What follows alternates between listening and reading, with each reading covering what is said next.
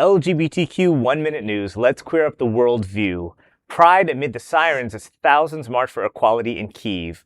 An estimated 5,000 participants took to the streets for the largest Kyiv Pride march since Russia invaded in 2022. Walking under the slogan, "Our families are part of Ukraine," activists, international diplomats, and a prominent contingent of LGBTQ-plus military veterans marched to demand legal civil partnerships. The issue has taken on life or death urgency during the conflict, as same-sex partners of fallen or wounded soldiers still lack basic state rights, such as medical decision-making or inheritance. The demonstration was cut short after just 2 hours when an air raid alert flashed across the capital. Police and organizers ushered the crowd into nearby metro station bomb shelters as explosions from air defense systems echoed above. No major injuries were reported.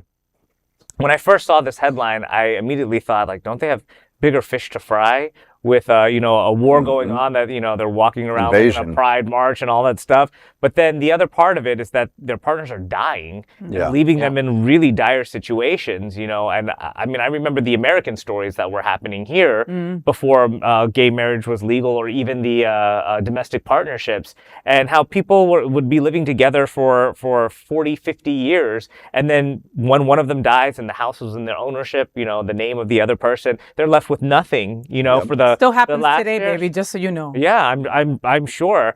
And so it really is like just one of those things that you just don't think about unless you're in the other country and understanding like what it's like to live in some other place, Right? Yeah. So it's really important, And crazy because, we were just bitching about how it rained on our parade, right? There was literally flying rockets over these people's heads and they still wanted to continue to march for their equality. Like, it's inspiring. Wow. They're fighting for their right to glimmer, right? Yeah. And so, one of my good friends is from Ukraine, Vladimir, and he was telling me recently that he left because of safety reasons. He feared for his life. And it wasn't from the war, it was from the political system, the government. And he said the nation is very anti-LGBTQ, there's a lot of discrimination. It's very hostile. There's a lot of these investigations that take place to out you and to find you.